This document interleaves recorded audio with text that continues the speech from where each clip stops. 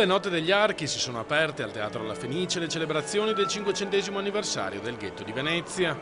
La storia, secondo il sindaco Luigi Brugnaro, di una comunità che sfidando costrizioni e ostacoli pesanti ha saputo contribuire in maniera significativa alla vita della città, rinsaldando legami religiosi e culturali, ma nello stesso tempo aprendosi alla vocazione di una città come Venezia, che da sempre ha fatto della propria particolarità una ricchezza da condividere con il mondo intero.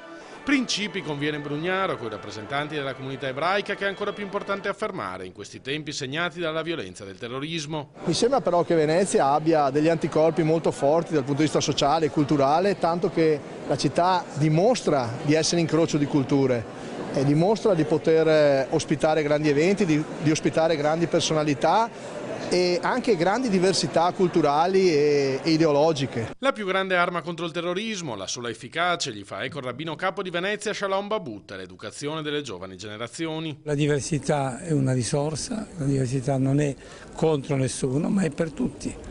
Quando questi concetti vengono inculcati ai bambini da quando hanno appunto 3-4 anni, e ci sono tanti bambini, uno diverso dall'altro, allora sicuramente finirà.